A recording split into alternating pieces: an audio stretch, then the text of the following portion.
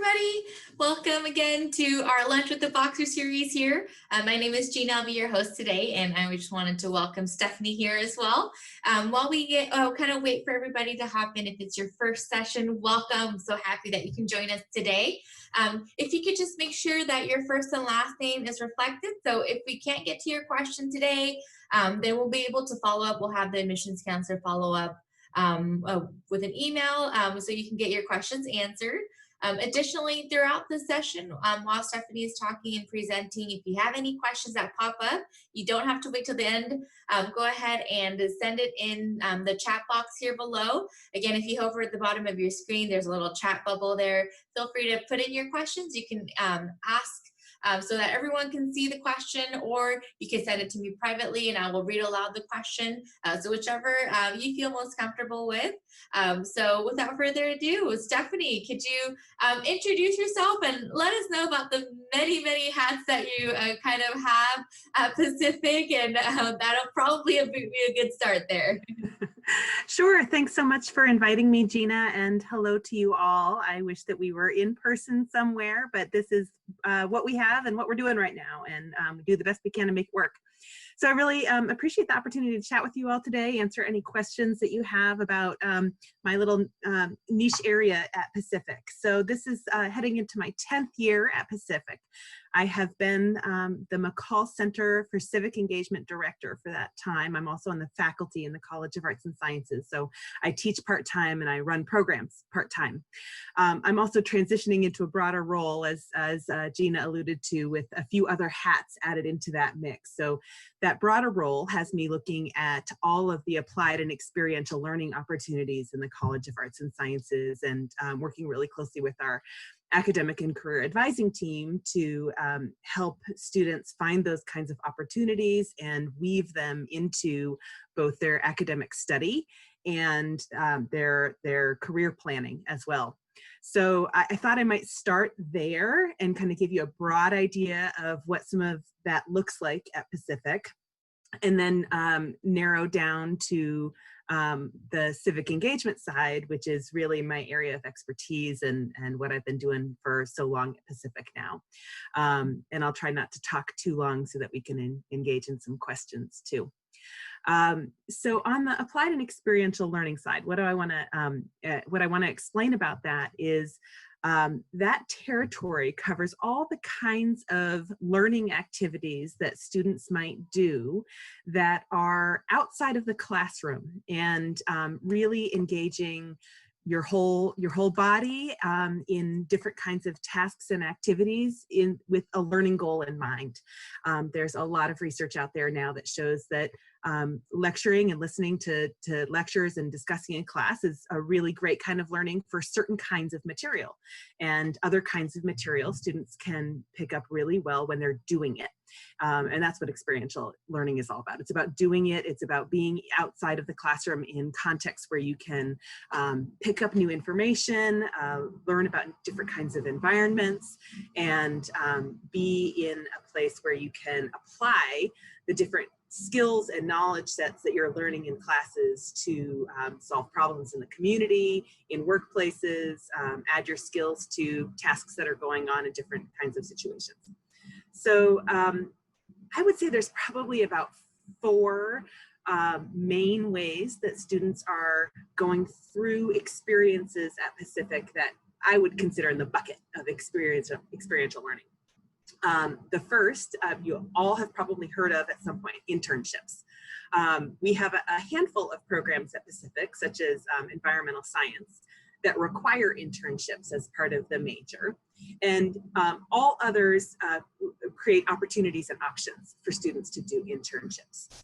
Internships look a little different right now, and as a matter of fact, after this conversation today, I have a meeting later this afternoon with a lot of folks who are working on trying to puzzle out what that's really going to be like this fall. But it's not off the table. There are companies out there and organizations out there that still need internship help. They need students to be part of their team and are creating innovative ways for students to get involved. Some of that might mean remote internships that are done from campus virtually through the internet.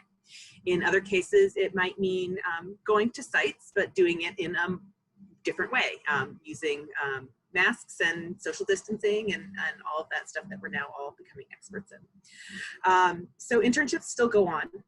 They can be done for credit, or they can be done without credit. Sometimes students work to embed them into their studies so that they're really part of their academic plan, and that's where the advising stuff comes in. And sometimes students pursue them really independently, and we only find out later that students are doing them, and that's great, because that means that students have taken initiative and have found some of our partners and so on. But we do have ways to connect students to those opportunities, so that's part of what our academic and career advising team does, is they work with employers and community organizations and try to connect the dots. We have some software that we make available to students to sign up for. It's kind of like a digital bulletin board. We also have recruiting fairs. Again, that's going to look a little different this year. It'll probably be virtual fair kind of thing. But nevertheless, we'll find ways to connect students to those kinds of opportunities. So internships is one. Another really common kind of experiential learning at Pacific is called a practicum, or a field experience. And those are programs where it's really become the academic tradition for students to get out into the field and be somewhat of an apprentice with somebody who is supervising them within that field, and really carefully working with faculty to try to align the learning objectives that faculty have for a different program or course with what students can do on that site. That's a requirement for programs like public health, social work, and our criminal justice law and society program, just to name a couple. And in those kinds of experiences, students tend to work with a single organization for the whole course of a semester, and sometimes even a year. And those tend to happen in students' junior or senior years, after they've really accumulated a depth of knowledge in their field and are ready to take that knowledge and put it into action. So some of the kinds of things that our students might do are work with our winter shelter program. They might work with a food insecurity program related to the food bank. They might do something that is more of an educational campaign of some sort, an awareness raising campaign in partnership with an organization that's trying to reach our community. So there's lots of different kinds of things that students do, and those programs have a network of partnerships all throughout the region, really. Most of them are close by Pacific, but sometimes students actually want something that's down in Salem or across the river over in Clackamas County in Oregon. So we have a really strong network of places where students go for those kinds of experiences, and we need to, because it's a lot of time that students are spending there. It might be 40 hours, it might be 100 hours, depending on the program. And again, that's usually in junior or senior year for students. So internships, field placements, or practicum. There are also civic engagement experiences. And I'll talk a little bit more about that in a moment, but we have an academic requirement for students at Pacific that everybody who's going through our undergrad programs takes a class that has a civic engagement component to it. So what is civic engagement? That includes a whole set of things when you think about what people do to shape community, participate in democracy, and make the world a better place, theoretically. So that means things like voting, activism and protest, the kinds of things we're seeing on the streets today. It includes advocacy, such as calling elected officials, or writing letters to the editor, or trying to persuade somebody to make a certain action. It includes fundraising and charitable donations, volunteer work, a whole host of things that are the kinds of activities that people do in a civil society. That's all civic engagement. That shows up in classes in lots of different ways, depending on what the discipline is, and depending on the faculty member, what their learning outcomes are for that class. It might mean a class where students are all working together on a single project that they have come up with together. It might mean small teams of students working on different things to raise awareness on different topics on campus. It might be individual students who are going out into the community, even with a pandemic, and taking appropriate precautions, and then working with a community organization to support the community needs, which of course haven't stopped, right? In fact, they've only increased during this pandemic. So again, it doesn't look exactly the same this fall as it has in previous times, but we are figuring that out and finding ways for students to get involved. There's also a lot of civic engagement that can be done virtually. So there are resources available for students and faculty to find out how they can still support community even from campus. So that's the third one. Now we're at internships, practicum experiences or field experiences, civic engagement. And then the fourth kind is employment, and it might take the form of federal work study, which I'm sure some of you have and are going to be counting on. I sure did when I was a college student. And usually we think about those as campus jobs, and most of the time they are. And sometimes they are relatively low skill, just to be frank with you about that. Sometimes there are things like clerical work, reception work in different offices and units.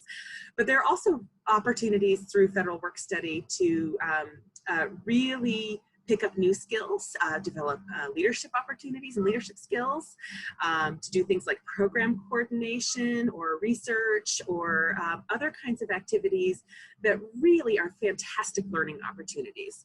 Sometimes they directly correspond with a major or minor. Sometimes they're just really great skill building activities that get you doing things like playing around with Excel documents or creating flyers and posters or running a social media campaign, which may be things that you've done before, but if they're not, there are fantastic skills to be able to add to your resume and feel confident in at the end of your college journey as you're talking to employers and telling them about why they should hire you. So work study can also take place, and some people don't realize this, off campus. There is a program run by the federal government, has for a long time, called Community Service Work Study. And that program is designed to create ways for students to work in community organizations paid for by financial aid in a way that's a win-win. So the community organizations are able to hire students for jobs that they need that do not replace other jobs that they have, but that fill a need at their organization. And students are able to use their financial aid packages to do those kinds of things. The hiring process is pretty much the same in both cases. And again, students can do tasks that can really further their educational goals and objectives by picking things that are going to challenge them, give them opportunities to learn, and to try out new opportunities. With all of these kinds of experiences, one of the most fantastic things about experiential learning is you can try something out in sort of a low stakes way. I mean, you know, you're committing to it, maybe for a semester, maybe for a certain number of hours, maybe for a year, but isn't it better to find out whether you really enjoy working with kids while you're in college and you're committing to it for a year before you sign up for a grad program and get to your practicum as a graduate teacher and find out actually you'd much rather do something more behind the scenes with those kids or at a different level than what you thought. You'd actually rather work with older kids or younger kids or what have you.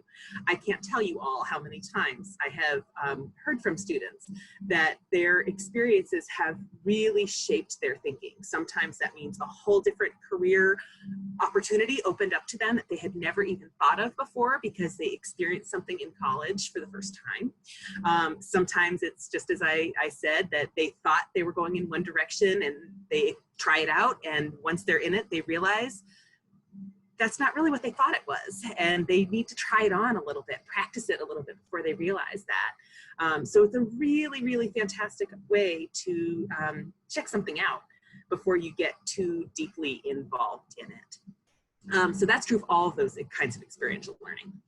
So that's the big picture there, those four main ways that students try things out and get experience in college at the Civic. And then drilling down just a little bit to the civic engagement side, because that's really near and dear to my heart. That is a set of opportunities that you really can try out in class in one of those civic engagement courses, or on the co-curricular side of things, which means all the stuff that you do outside of class time. So part of what the Center for Civic Engagement does is create opportunities for students to get involved. We have a student leadership team, so we have student jobs in our office, and we have students who run programs for other students. In a typical year, so hopefully by next year, I will be doing a talk like this and saying, you could count on service projects, or you could count on group experiences where you might go out to the coast. In fact, Gina, if I may, I'm gonna try to share my screen so I can share a photo. I can pull it up. There we go. So every year we typically take students out to the Oregon coast for the Solve Beach cleanup. This is something that many coastal communities do around the world. Even if you're not from Oregon, you might be familiar with an organization like Sustainable Coastlines Hawaii, or a similar kind of organization where people get together and try to do something about the massive litter problems that we have in our oceans and on our beaches. And in fact, Oregon beaches are known for being really lovely. If you're not from Oregon, that's something to look forward to. But even still, students find those little tiny microplastics that are no good for marine wildlife, and also often find those giant fish nets or other kinds of really big things. So we offer experiences like that, and I am sure that we will find some ways to do some things like this fall, even if it doesn't look like a packed bus of 75 people going like it did last fall. Again, we'll find some ways to do that. Other kinds of experiences that our students might be familiar with. In other classes, I'm going to pull up another picture here and do another. In classes, students might get opportunities to do things like a Habitat for Humanity build. That's one that could also take place outside of class. So we have a local chapter of Habitat for Humanity. For those of you who don't know, that is an organization that helps reduce the cost of housing. They don't make housing free, but they make it significantly more affordable for people by offering really low-cost loans and allowing people to use what's called sweat equity, which is helping to build the house to lower the cost of the home. And they also do that with volunteer labor. So we have a class every January. I've taught that class several times, called Action for Affordable Housing. Students work with Habitat for Humanity to build homes and then study the quandary of affordable housing and what a hard issue that is. It's connected to homelessness. It's also connected to lots of other issues, but try to work together on solutions and trying to crack the nut of how we can create a more affordable housing system. So that's another example of something that students can do in class or out of class. And then we also do a lot of engagement for students around especially this fall, given the season that it will be. And again, sharing here, voting. We are a nonpartisan organization on campus, and that means that we are more interested in people's engagement and understanding the process and how to get involved and getting involved than we are in exactly what people do or how people vote.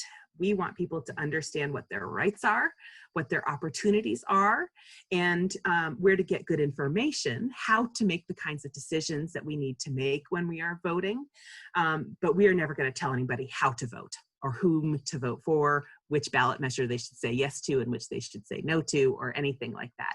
We want students to have good resources and good information and feel empowered and confident about making choices in our electoral process. So it's a big election coming up, everybody knows that. And there will be a lot of opportunities for students to understand how voting might work for them when they are a Pacific student. In some cases, students will already be familiar with that process, but for a lot of our incoming students, they may not have ever cast a vote before. So whether they are from Oregon or from Massachusetts or Hawaii or anywhere else, part of our job is to help students figure out how they can register to vote, how they get their ballot, how they make decisions about the ballot, and how they actually cast that ballot come November. So those are the kinds of things we do in the McCall Center for Civic Engagement. So I think I'll pause there and see what kinds of questions you all have about experiential learning in general, or civic engagement in particular. And because my role at Pacific is somewhat broad and I am somewhat of a generalist, I'm also happy to try to field other questions if you have them just about our plans for the fall. Awesome. Thank you so much, Stephanie. I'm going to stop your screen if that's okay. Oh, yep. And then that way we can see you. Yay. Awesome. So we had a few questions come into me privately here. And the first one was, how do they get involved with it? Sounds like a lot. If they want to just start right off the bat, can they walk into an office? Do they have to make an appointment or talk with an advisor?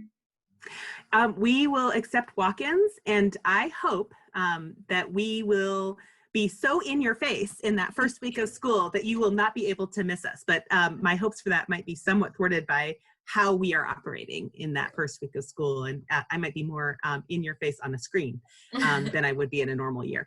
So we do have an office on campus. It's in one of the main classroom and sort of central campus buildings called Scott Hall. And it's right there on the first floor. It's actually like straight ahead when you walk into that building. So it's hard to miss us.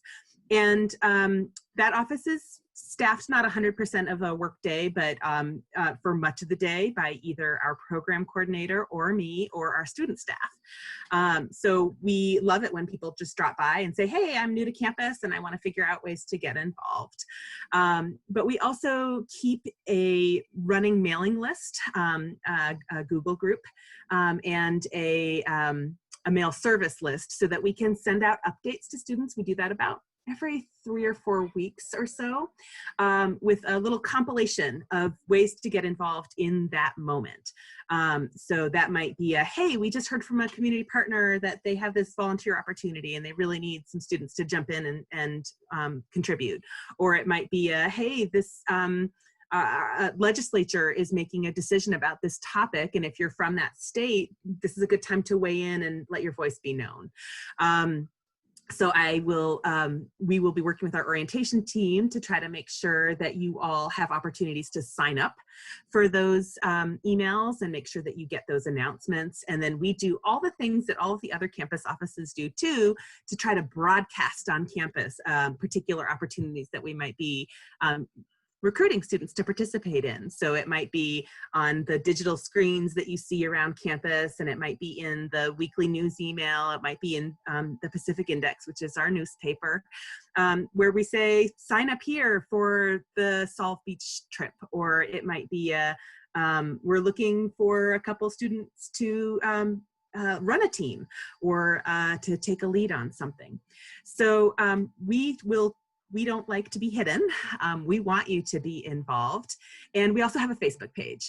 So if you're into Facebook or just follow sites just to kind of keep things tracked up there, almost all of our activities we will post on Facebook as well. We also have a website and try to keep that relatively up to date. I would not say that it's particularly current at this very, very moment. We tend to go a little quiet in the summer. But you could find that by searching on the Pacific website and check out some of our programs there.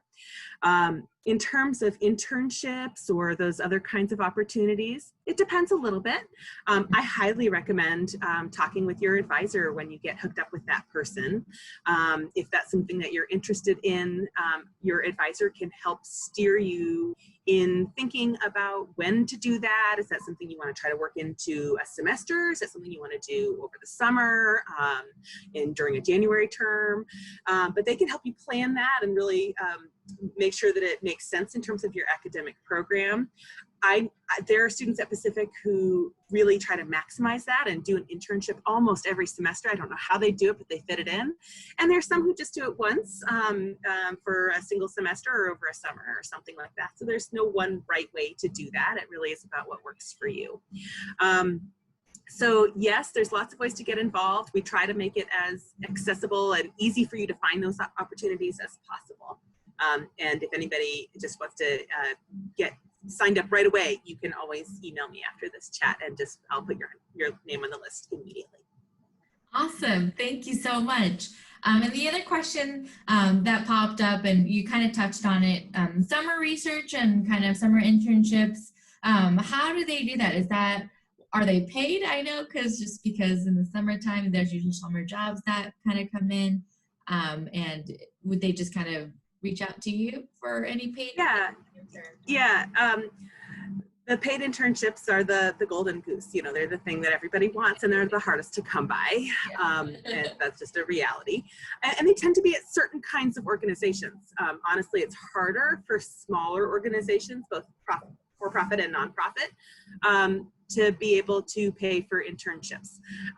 The bigger corporations like Nike, which is nearby, Intel, which is nearby, tend to have more of those kinds of opportunities because they've sort of established a philosophy that that's part of what they want to do as a company, and they make room in their budget to do that kind of thing.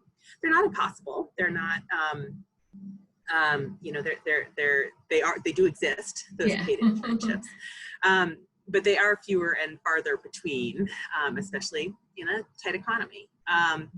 But for finding them, that is something that the academic and career advising team would help you with, using some of that software that I mentioned before, and working with the partnerships that we have. It would be something like, you might sign up with your advisor to get notified when a paid internship in your field of interest is posted on that software. So it's the kind of thing that once you're hooked up with that software, employers will tag their opportunities, and then you can get notified when something new comes up.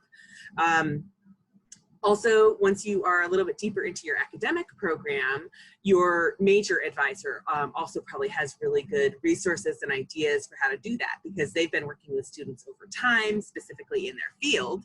So they often will say, oh, I had a student last year who went to this organization, why don't you reach out to them? This is an organization that has a great reputation for working on this kind of issue, and I think you might be interested in that. So both the academic and career advisors and the faculty advisors are really great supports for paid internships and summer work too. Pacific does have summer research opportunities as well. Many of our faculty will work with students over the summer. Oftentimes, most often, that's local in their labs or in their offices on campus. Sometimes it's somewhere else. I had a student who was on my team in the Center for Civic Engagement a few years back, but for the summer, he went with a biology professor to Florida to do field research with her, because that just happened to be where her field research was based because of the kind of biology she studied. So it's not limited to campus-based activities in that way, but there is a whole set of great undergraduate research opportunities that take place over the summer. And many of those are paid opportunities as well. We have special programs with housing, and create some ways for students who are doing campus-based work to live on campus over the summer. Awesome. That's so great. I don't know how Florida sounds like in the summer. It sounds a little muggy for my taste. So yeah, thank you. And I know a lot of kind of the internships are really built for students who are like maybe junior or senior year, who've had a little bit more of that classroom time. What about freshmen and sophomore students? I know they are at the point where they're super excited. It's a brand new transition. It's a new school. They want to start on a new blank slate and really get involved. Are there opportunities for some of our younger students? Yes, there absolutely are. Excuse me. It's just a different kind of experience depending on your level. So when you think about applied and experiential learning, there's really kind of a two-way thing going on. On one hand, it's you're being able to offer and contribute something to an organization. And on the other hand, it's you being able to take in and learn from that organization and experience. And depending on what the tasks are that you might do at that internship and where you are in your academic experience, that balance may be a little bit different. And in the earlier years, you may be able to contribute at a skill level, depending on what your experiences have been so far. That might be a little bit more at the beginning stages, where you're just kind of trying something out for the first time. I'll give you an example from my own college experience, which is, it was through an undergraduate internship in my, I think it was my sophomore year in college, where I spoke Spanish to a person on the phone who was a native Spanish speaker in the community, who had nothing to do with my college, for the very first time. And I was terrified, and my supervisor made me do it. And I'm so glad that she did, because it got me over that fear of actually talking to somebody on the phone in a different language that I was learning. So that's more on the learning curve for the skills, and higher on the what you might be getting out of the experience. But I don't want to dismiss or discount any of the skills that you might be bringing with you. There are plenty of high school students who may very well be able to run a social media campaign at the same level that a senior student in college would be able to, or who already are super familiar with databases and spreadsheets because of the experiences that they've had in high school. Other people haven't, and that's just the nature of the beast, that some people have different experiences in high school that lead them to different skill levels. It just depends on what the nature of the task is. But oftentimes there are experiences that are open to students that are at the more beginner or intermediate level. And then there are other kinds of experiences that are more for advanced students or who have had a chance to deepen their skills at a different kind of level. Awesome, that's great news. And I know a lot of students are, typically our Pacific students are heavily involved in high school, and they kind of want to keep that momentum going. Yeah. So thank you for that. The next question here, and this is a question that you're probably hearing a lot of, and the answer that Denise Giesbers gave me is everything is fluid at this point. So you're probably already guessing. What has the CCE been doing in terms of planning for COVID and the reopening of campus in the fall? If you have something in place, do you? Or I know everything is fluid, right? Everything can change. Right. We're all getting used to, the only thing that we can count on is change, right? Yes. But yeah, we are preparing on civic engagement side, and also did a lot in the spring, this past spring, to support the faculty and the students who were already partway through classes that had civic engagement pieces, and then we jumped to online learning, and they needed to figure out how to shift gears if they were no longer able to go to sites, or if the projects that they had been intending to do were no longer feasible. So that led us to create a resource that we will continue in the fall called the Civic Learning Hub. And it is an online space that is on a similar platform called Moodle to many of the courses you might be in that have an online component to them. It's an online course software, but it allows us to have a place where we can park different opportunities that work in a virtual environment. So we have sections there for things like advocacy and protest, for electoral and political participation, for trying to help support the emergent community needs that we are seeing because of COVID-19. So things like how to get involved with the Oregon Food Bank, which has not stopped operating this entire time. People are still hungry, and they still need food. They just need to get their food in a different way. So trying to create a place where students and faculty can go and see what the most current opportunities are in this environment. And we've also used that as a space to create some templates for faculty who might want to look at something like an online advocacy assignment as a substitute for something that they might have been planning in their course in a more in-person or face-to-face environment. There are still bunch of nuts and bolts to work out. For example, we are not sure yet what the availability or policies and protocols will be around the use of university motor pool vehicles. So we have a pool of vehicles run by our facilities team that students are able to borrow, and organizations, units on campus like mine, can help pay for that. There's a little charge to it, but students don't usually pay for that charge, to go to their sites. If they don't have a personal vehicle, maybe they could take public transportation, and maybe the site that they're going to is not really accessible by public transportation, or it'll just take a really long time to get there. So in those cases, it's really nice to have access to a vehicle that the university owns and is just letting you use for a little period of time.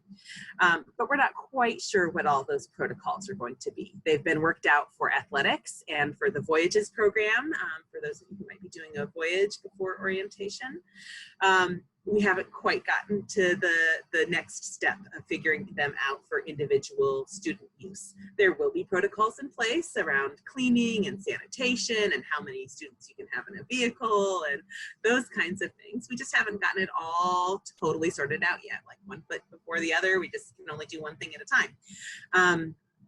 So that kind of thing is still being worked out. We know that some students will still be using public transportation, and TriMet, our public transportation system, has their own set of guidelines and policies and procedures that they are using. So we trust TriMet, that they are going to be operating in a way that's trying to keep passengers safe. And if our students need to use public transportation to get places and are following those procedures, then they will be as safe as they can be in those public transportation spaces. So there's still stuff like that that's being worked out. But generally speaking, all of the classes that were on the books as civic engagement classes are still happening, and the center will continue to operate. So there's just some more details that we're figuring out. Some things like a guest that we had been planning to bring to campus in the fall. Now we're shifting gears, maybe thinking we'll do some Zoom meetings, but not bringing that person to campus. Yes. Awesome. Thank you. I know that's kind of the fluid topic right now. It feels like everything is changing, but we are definitely monitoring the situation, and I know we have a COVID task force.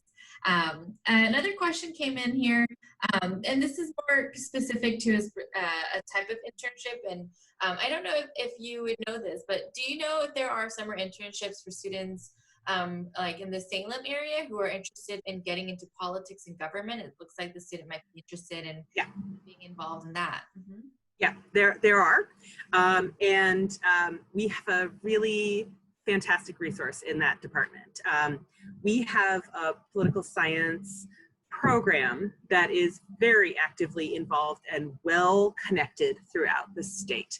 So one of our political science faculty, named Dr. Jim Moore, is our political engagement director in the McCall Center for Civic Engagement.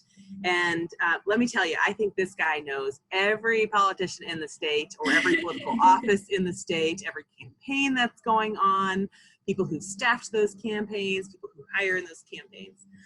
So Jim is a fantastic resource for connecting students to those kinds of opportunities in state capitals and state legislative offices. If it's, he does have a network and connections in Salem and could probably help with an opportunity like that. But he also would have really good suggestions and tips for people who might want to do something similar in other state capitals about how to go about that, the kinds of processes, the kinds of resumes, all of those kinds of details. So Jim is our go-to guy for political experiences and getting connected to the right place. So he's part of the McCall Center for Civic Engagement, and anybody who gets connected with us can get connected with him. So thank you so much. So I hope that helped. And again, if you're interested, reach out to me or Stephanie, and we can get you the contact information. And then I'll make sure to, Stephanie, if it's all right with you, to add your contact information in the chat box here. And I think we're kind of winding down on questions here. I did get one. It's kind of a topic. There's a lot of change happening right now, politically and in the social justice system. Can you maybe talk a little bit about what Pacific might be doing, especially with kind of the movement that's been happening? Yeah, I'm really happy to talk about that because it's something that Pacific, like lots of other places, is looking inward as well as outward, and both looking at our own policies and practices as well as how we can support students who are trying to be true to themselves and get involved in current movements. I will say protest and activism is a little tricky right now, simply because of the pandemic risks. And we don't know really truly on terms of the data coming out, the extent to which protest and activism is creating any new cases of the coronavirus. So what we will want to make sure of is that students who are following their heart and wanting to get involved with those activities are doing that in a safe way and creating, following proper procedures and just have good information about how to act in a way that is protecting themselves and others. But we are not at all interested in restricting or dampening students' participation in those kinds of activities. In some cases, there will be efforts, I am sure, that efforts to help students get to protests or other kinds of opportunities for engagement that are in downtown Portland. Naturally, as you might expect, being close to a big city, that is the heart of where that kind of activism takes place in our region. But there are also, I am sure, going to be local opportunities in Forest Grove, as well as opportunities that are student-driven and student-run on campus. So again, some of those will be sort of external facing in terms of support of the general Black Lives Matter movement.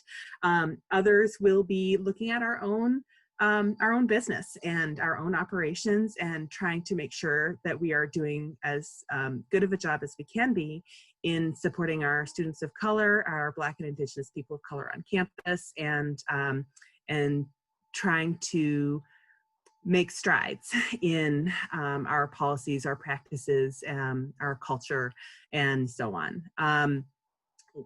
I think that there will probably be some specialized opportunities to do that in courses. I'm not quite sure what that's going to look like yet, but I'm just starting to hear from some faculty who want to weave that material into their classes. And I think that there will also be opportunities coming from the McCall Center that we are passing along to you all. That's actually a really good example of something that we are not likely to generate ourselves, but we are likely to support students who are taking that on, meaning that we're not going to make up a protest and then invite students to come. But if students said, hey, we want to do a rally on campus, how do we do that? That's our job, to help students understand how to do that and then to know how to communicate with each other, how to get the word out, and how to do that in a way that is strategic and smart. Part of civic engagement and the civic learning is understanding that these kinds of activities are not just willy-nilly. The most effective ones are done in a really strategic way. So we can help students think through how to do things in a way that is smart and will lead to a greater likelihood of reaching their goals than something that is poorly planned or poorly thought out. Awesome. Thank you so much for that. That was a response. And I think we're kind of, we've got all the questions answered.